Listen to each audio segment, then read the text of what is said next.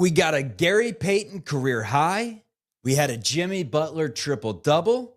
Buddy Hield, 20 points. The secret sauce works again. Most importantly, 56 points off the bench and just a full team effort. Kolsky, my teammate, here to break it down with me on Locked On Warriors, 130-120 over the Blazers. Who cares now? Because I'm here, and I would like to think that I am wanted here. Most importantly, he a dog. We got 4 championships. You are Locked On Warriors. I know Jimmy drinks great wine. Your daily Golden State Warriors podcast. Part of the Locked On Podcast Network. Speculation is just what it is, though. Your team every day. What is good, everyone? That is another win for the Golden State Warriors. The winning streak just continues to climb as the Golden State Dubs take it down 130-120 over the Portland Trail Blazers. This is Locked On Warriors. It's part of the Locked On Podcast Network. Your team every day. Today's episode is brought to you by FanDuel. Right now, new customers can get $200 in bonus bets when your first $5 bet wins. Welcome to the Everydayers. Those are the fans that listen to this show, win or lose. We very much appreciate you. Thank you for making it a part of your day. My name's Charlie Walter, formerly of 95.7 The Game. That's the flagship station for your Golden State Warriors. Also cover the team for CBS News Bay Area. My co-host today, Matt Kolsky. He was a teammate of mine at 95.7 The Game. He also worked for a long time at KNBR, and you can hear him from time to time on the airwaves at KNBR. A lot to get into from this game. I mean, a Gary Payton career high, and Gary Payton is the team's leading scorer, was not on many people's bingo card. In fact, if you parlayed both those things together on FanDuel, if they had such odds, you'd be a rich man. You'd be buying property in Tiburon with just a $20 scratch off if you would have had that, man.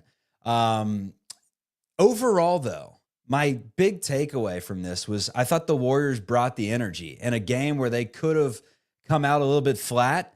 I mean, they did, in a sense, down, 7-0 right out of the gate, but that doesn't matter. I mean, first quarter, second quarter, they came out with a little pop to them. Quentin Post running the floor, knocking down threes. Buddy Hield doing more than just shooting threes. He played great basketball. We just mentioned Payton. Moody was awesome. Looney had a sequence. Felt like everyone just had a little sequence of 2 good plays in a row, and then you go to the next guy. That was a team win, man. Team win, big win. Yeah, really kind of a nice way to do it against a team like the Blazers, who, by the way, have been playing well and played pretty well tonight. You know, I mean, it is a testament to how well the Warriors played that they kind of had control the whole way and end up winning by double digits, although just barely. I don't know if you have the box score in front of you. This is killing me. The NBA.com box score won't. What do you want to know, Kolsky? Let me know. The one thing you didn't mention is the assists to made field goal ratio tonight, which was spectacular. 36 assists on 45 made shots. Yeah, and that got worse late because it was even better than that percentage-wise, midway through the fourth quarter. It's ridiculous. There are very few teams in the NBA who do that ever. And, the 30 assist marker is a thing going back to the very first Warriors titles. 36 is obviously well clear of that. I mean, they had it at the start of the fourth quarter. They had 30. So it was just the kind of performance that, and again, look, Portland, even playing well, is a young, inexperienced team that has a long ways to go and doesn't really have a superstar. But they're playing well. The Warriors didn't end up in a clutch game against them, which is a win to me. And they kind of showed off the whole bag tonight, other than the explosion from Steph Curry or Jimmy Butler, which I think is something we all believe is available come playoff time, right? So, and again, without Podziemski and Kuminga, you're just seeing this team can do a lot of different things, can beat you in a lot of different ways, and when they really get it rolling, it's beautiful basketball.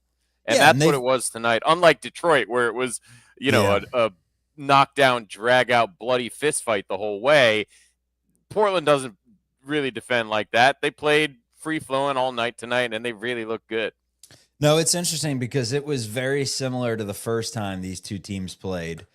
First game of the year, actually. It's been that long. And what did we say about that game? We said that it was the bench unit. Now, 56 points from the unit tonight, led by Gary Payton's 26 on 11 of 16 shooting, 4 of 6 from deep. How dangerous he would be if he could go 4 or 6 every single night.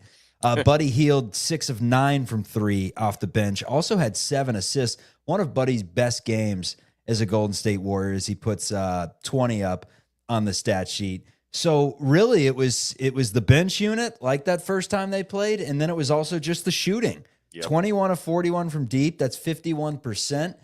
This is a Warriors team that has been winning during this Jimmy Butler-led streak without shooting the ball particularly well from deep. I mean, it's been in the low 30s a good majority of these games.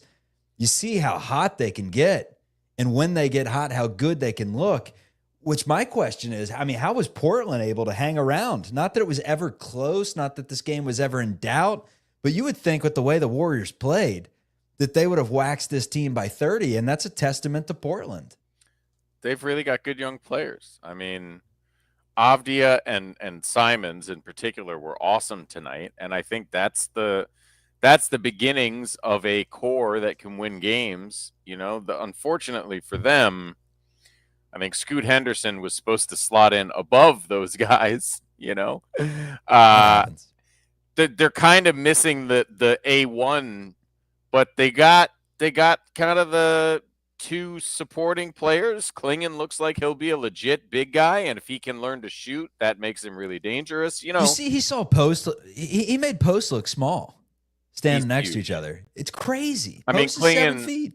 Klingon's got to be one of the 5 biggest guys in the league, up there with Gobert. And I mean, no one's as tall as Wembanyama, but he's in the, like, really, you know, Greg Ostertag size department. And I'm sure he's going to put some more on that frame over the next couple of years. Like, he's Greg Ostertag. That's a reference. Look, Ostertag wasn't good, but he was big. And he was a name, man. Every 90s kid had an Ostertag jersey. Well, look, he started for a perennial playoff team, so he got a lot of run. In terms of people knowing who he was. Anyway, let's not talk about Greg Ostertag. They have legitimately good young players. Chauncey Billups has them playing really well. I don't know exactly the numbers, but I know Bob and Kalena mentioned a couple times that their record is as good as the Warriors over the past couple weeks, which means they've pretty much won every game, save 1 or 2. The comment from Malat, I hope I'm not saying your name wrong, is right, though. You know, it's funny. I was driving today, and I was thinking about the game because that's the kind of sicko that I am. I'm just driving around town thinking about tonight's Warriors game. And I was like, I should text Chuck because my thought was the worst possible place for the Warriors to be at halftime tonight is up 10. Like, you either got to be up 20 so that when you go to sleep, there's some wiggle room, or you got to be tied so you don't go to sleep. They definitely went to sleep defensively. They absolutely went to sleep wise. The first half of the third quarter and let Portland back in the game. But even that, you know, they did have the big enough buffer to never totally let the lead slip away. I think it only got 4 was the smallest it got. And they answered that bell for what it's worth. I mean, every time. You hate to see them go to sleep for the first 5 minutes of the third quarter, but it's hard. Like, you're beating a young team rather soundly at halftime. It's hard not to let up off the gas at least a little bit. So I don't ding them too hard for that, since they did win the game by double digits. Now, if they had let it slip down to the point where they're playing in another clutch game against one of these young teams, that's where I think you start to worry eventually. But honestly, I feel pretty good about this game. As much as the Warriors let them get going, like, again, Portland has legitimately good young players. They made some plays. Avdia had 3 or 4 finishes through traffic tonight that were tough, man. And obviously we know what Sharp can do athletically. Simons is, you know, he's a very poor man's, like, Dame Steph type player, right? I mean, he can hit that nuclear. Heat level where he can confidently launch from 28 feet and no one will blink an eye. He's also super quick. Like, he's got all the talent. We'll see if he ever gets to the all-star level, but he's an interesting player and was really good tonight. And I don't, other than that 5-minute stretch or so in the third quarter, I don't put too much of that on the Warriors. I think the Blazers played well, and a slightly diminished Warriors team is still better than them by 10 points on a second night of a back-to-back. I mean, that's sort of just what it is to me. All right, man, we got a triple-double to talk about. We have a pretty quiet Steph Curry 24. It's remarkable that nowadays a quiet Steph Curry is scoring 24, and 2 months ago a quiet Steph Curry was legit scoring 0. You know, we had some of those halves / a game. So we'll continue the conversation. Also going to open up the notes and get into what I was writing down during some of this game. Warriors win 130 to Chuck's notes. 120. The notepad is coming open. And most importantly, he a dog. We need more dogs. All right. When they swoosh, you save. Thanks to Dash Pass, every time a player drops 50 or more in a game, you score a huge deal the next day. I hope you took advantage when Curry had 56 in Orlando. It's simple. 50 or more in a game during this regular season. Dash Pass members get 50% off an order, up to $10 off the next day from noon to midnight. A few ways you could take advantage of the deal. You could go with the game day feast. You could go with the late night cravings when you get the munchies, lunch on the go when you just don't have time, or you can fuel your watch party when you have some buddies over. Sign up for Dash Pass and get ready to save. When any player scores 50 or more in a game, Dash Pass members get 50% off an order the next day, up to $10 off. Just use promo code NBA50 from noon to midnight after a 50-point game on eligible orders at participating merchants. Must have an active Dash Pass account. Terms apply. Visit DoorDash to learn more. Let's get back to the show. Destroy Jimmy and Domino's. I know Jimmy drinks great wine. All right, Kolsky. Pause. I didn't know about that. As a faithful Dash Pass user, you gotta let me know, man. I missed an opportunity to get 50% off. You didn't get your $10 off after Curry had the 50? I did not. So next time, you make sure and remind me. I'm happy to order dinner. Clearly, this man's going to sleep during the ad reads. Most important part of the show. He's sleeping. He's sleeping away. I blew it. Sorry, anyways, Dash Pass, but I use you all the time.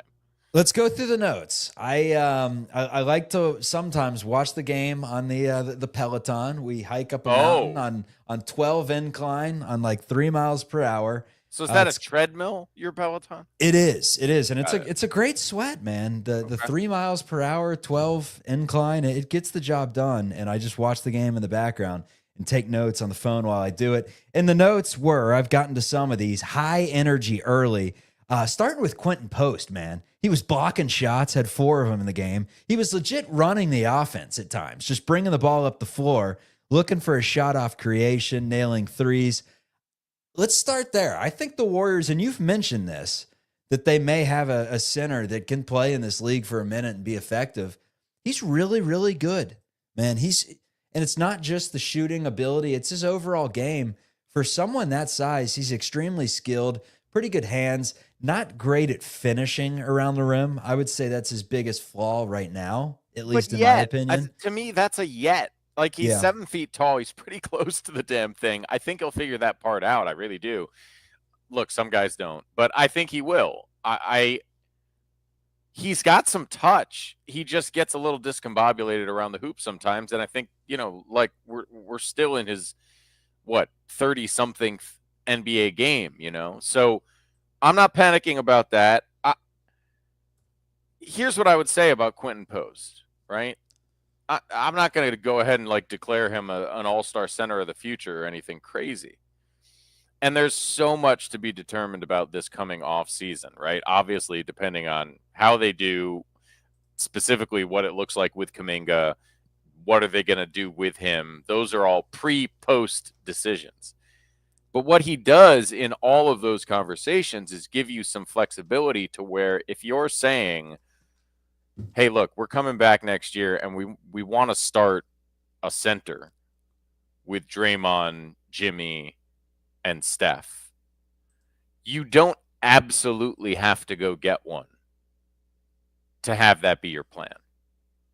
Quentin Post is good enough that you can imagine him being a useful starting center with that kind of talent around him. And we've seen him be a useful starting center with that kind of stuff around him. And that is powerful flexibility for Mike Dunleavy in the offseason. Whatever he does in those other departments, it doesn't mean if you have an opportunity to get Miles Turner at the cost of Quentin Post, you still do it, right? But now Post is a valuable piece in a lot of ways. And if you don't see an opportunity to upgrade that position, you feel like you're probably going to be okay. Yeah, I think he's been good, man. And it's two things. It's the confidence and it's kind of the leadership. Did you see him telling Steph what to do one offensive possession? He's like, no, go that way. You know, he's running it up top, making good passes, smart from the high post. Like, I really like his game. That's the one thing, is the leadership, and then just the confidence. Like, after he knocks down a three, he's got a little swagger to him. He's got some toughness to him. I really like his game. He's really not like afraid to tell everybody about what he just did. And, No. you know, you like that level of confidence. That is the level of confidence that takes you from a half a season in the G League to railing threes at a 40% rate in an NBA playoff run. And blocking shots, and then after he blocks the first one, going for the second, almost got it. So he was all over the floor today. Draymond didn't have the greatest overall stat line. Did have 4 steals in the game, but early I took down this note. He was all over the floor, really setting the tone in the first few minutes, making things happen. Had a steal in there where he poked one away, had a really nice pass, got to the foul line. Was just kind of doing a little bit of everything. Same with Jimmy, and the stat line looked a lot better for Jimmy at the end of the game with 15, 10, and 10. Also 3 steals, got to the line 8 times, hit 7 of them. That's what he does. Also 4 offensive rebounds in the game.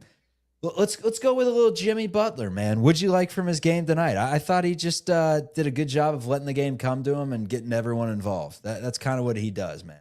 It was a perfect night for that because guys like GP2 and Buddy were lighting it up, right? And I think we have seen Jimmy Butler is more than happy to play distributor, defender, and you know, playmaker for others rather than go get his all night. In fact, I think he kind of prefers it at this stage as he's getting reaccustomed to NBA basketball. So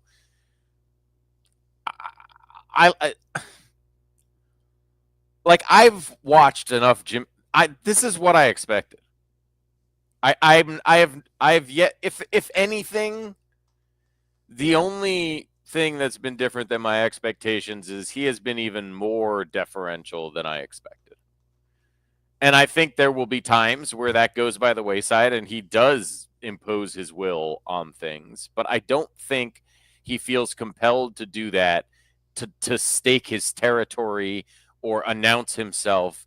I think he will feel compelled to do that when he believes it's necessary to win a basketball game. And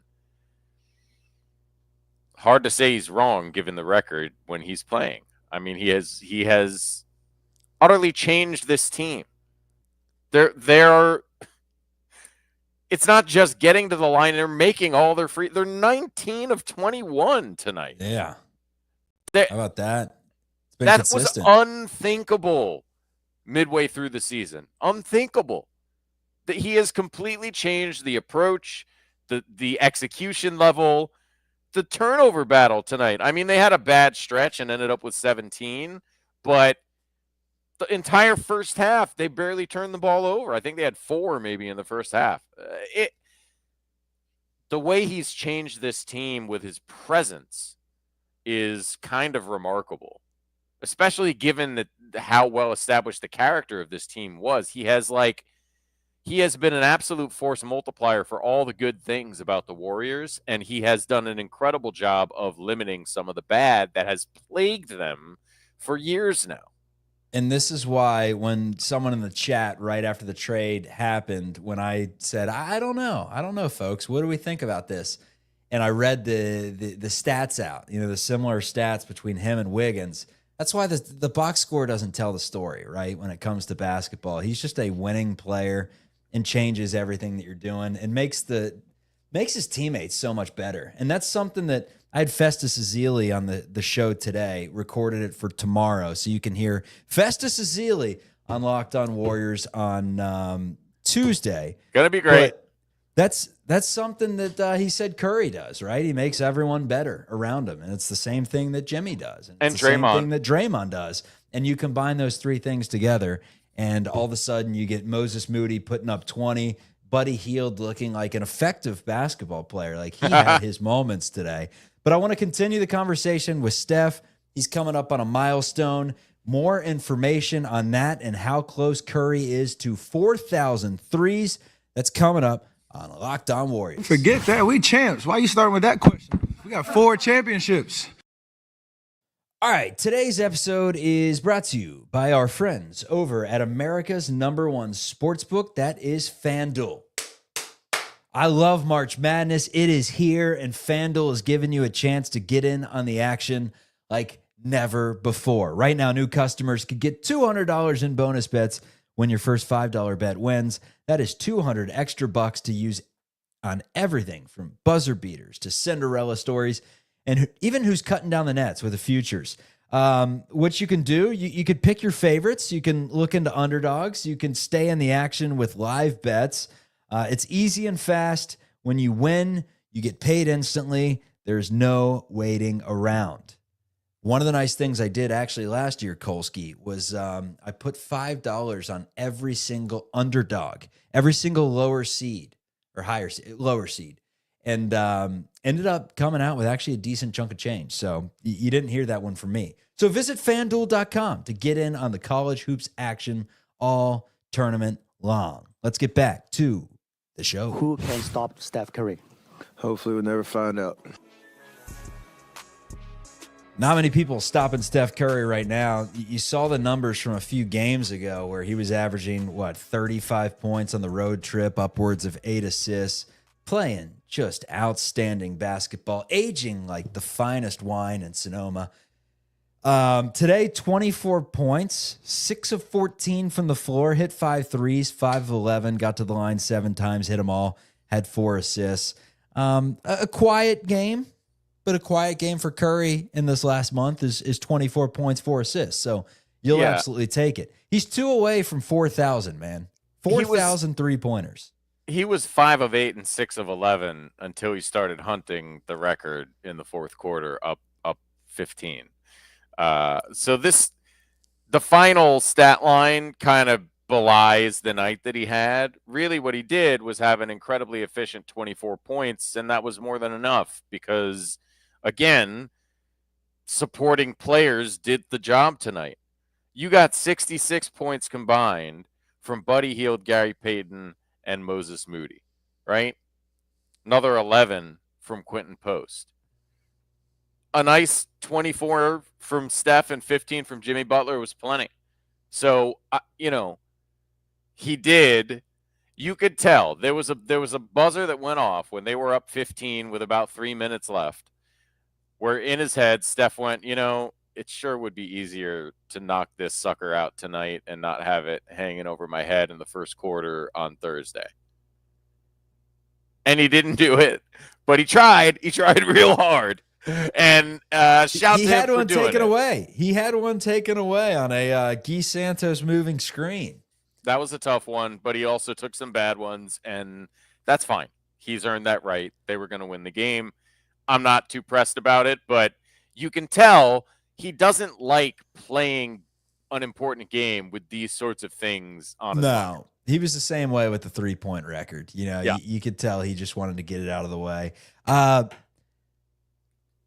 never really bring this up, but it's an element to Steph's game that I don't talk about a ton. We talk so much about the off-ball movement and about his, screening away from the ball and about his cutting and about his passing and obviously about his shooting.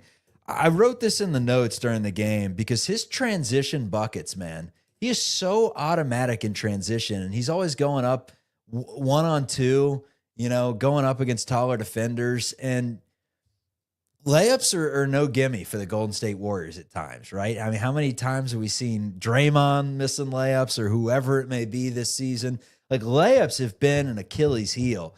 Curry is so good around the basket, man. He's so good.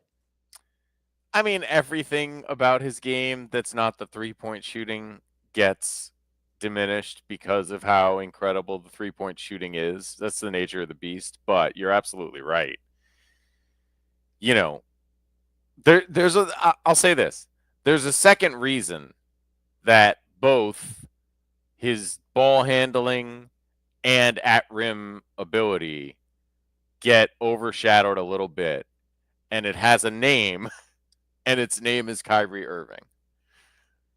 If Kyrie Irving didn't exist, Steph Curry would be the best shooter of all time and the best ball handler in the league, as well as the best, 6'3" and under rim finisher. But Kyrie is like magic with the ball handling and the finishing. And I do think sometimes we lose how incredible Steph's. I mean, some of the English he puts on the ball around the basket is wild. And it just tells you how practiced all these ridiculous shots are.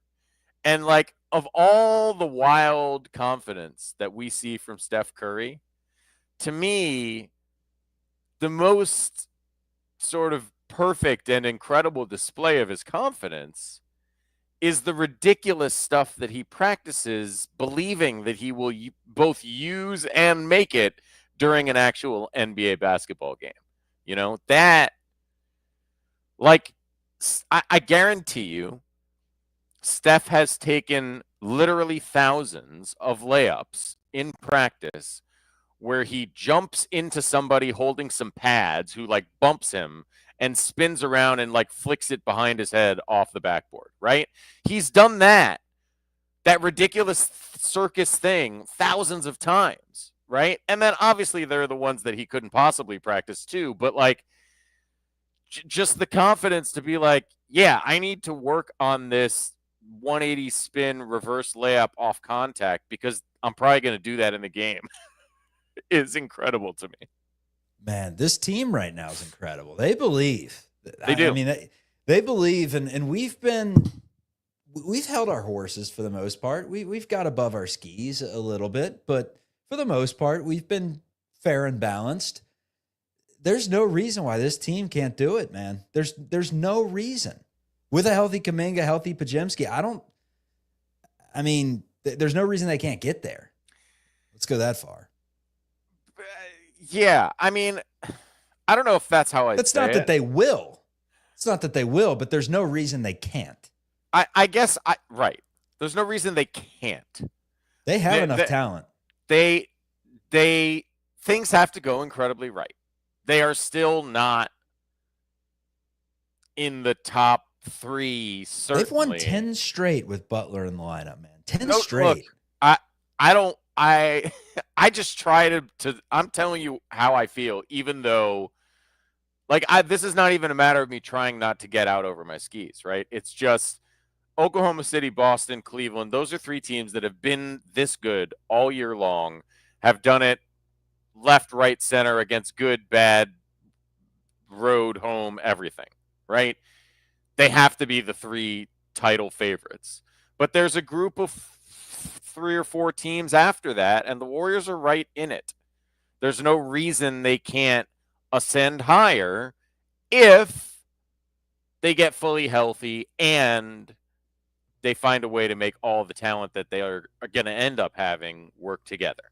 But if that happens, yeah, man, certainly nobody wants to see them. And I give them a puncher's chance against anybody. It helps that they probably match up reasonably well against Oklahoma City as much as anyone does. Memphis is sputtering, Houston sputtering. I mean, in the West right now, there are only so many teams that are playing well. Minnesota is one of those teams that's playing really well. You can't fully write them off with them going to the Western Conference Finals last year. I know you're a little bit Not as bullish as I am on the Wolves, but with that being said, what if we got like a Lakers-Warriors Western Conference Finals? Would that not be just incredible TV? I mean, come on now. Look, that'd be great. I mean, any series between those two would be incredible. That one, and who we'll see. I don't know what the stat. I haven't checked today. Where LeBron is at physically after leaving that game. If they miss, if LeBron and or Luka miss some time here, the Lakers could come back down to earth record-wise. Like, there's still opportunity for upwards movement for the Warriors. That being said, there's still absolutely opportunity for downwards movement. So every single game counts. And yeah, is this 10? This is 9 in a row, I think. 10 in a row with Butler. Is that what you said? 10 in a row with Butler, 5 in a row overall. Yep. Right. 10 in a row with Butler. They may need to win, what? They've got 17 games left. They may need to win 13 or 14 of them to climb to 5th or even 4th if Memphis continues to slip. They may need 13 to keep the 6th spot, depending on how well Minnesota and the Clippers play, although the Clippers have not looked particularly good lately. They got to win these games. And the first tough stretch starts on Thursday. So, look, talk to me 4 games from now about the win streak, and we'll see where we're at. So they started off Thursday. It's the Sacramento Kings. Correct me if I'm wrong. You're not. And then we got New York next weekend, next Saturday, and then who's in between? This Saturday now, Chuck. The week has begun. There's nobody in between. Sacramento Thursday, Knicks Saturday, then Denver, back-to-back, Denver, Milwaukee. At least it's a home back-to-back, but that's look, Sacramento's a little banged up, but that's always a tough one. And New York, Denver, Milwaukee are 3 legitimate playoff teams. So let's see what you got. Sacramento's kicked your ass this year, too. Around the league, Sam Hauser set history for the Celtics. You see how many threes he hit in one quarter today? No. 7. Wow. 7 threes for Sam Hauser on the Boston Celtics. That's history impressive. for the Celtics is hard to do. That it is. 7 threes is very hard to do as well in one quarter. I mean, just do the math. Is that a league record? Like, what's the league record? Well, how many did Clay have in the 37? It's a good question. Check that. That's a good question. But 7 threes in a quarter seems like an NBA record. Definitely a franchise record. I want to say that they said NBA record, but you could correct us if we are wrong on the next show. Like I said, Kolsky, Festus Ezeli went on the show today. We had Kevin Harlan on a couple days ago. So you bridged the gap between Kevin Harlan and Festus Ezeli, NBA champion and one of the greatest voices in history. So, Kolsky, it's good to be with you, man. I feel perfectly at home, sandwiched in between those two legends of basketball. Matt Kolsky, let me tell you what, man, you got an eye for the game. Wearing a "That's What She" shirt, That's I thought you were gonna have the Moses Moody shirt on. It's dirty, man. I texted you. I wish I was wearing it. By the way, that was at halftime before he even really went off. But yeah, it's in the laundry. All right, Warriors 130, 120 for the opposition. That is a big win. That is a big win. Portland Trailblazers have been playing pretty good basketball, and unfortunately for the Portland Trailblazers, the Warriors aren't playing good basketball. They're playing great. 10th straight with Butler in the lineup. Kolsky, we will see you on Thursday evening. Yeah. Final thoughts for the road. Feeling good. Keep winning. Feeling great. Why not?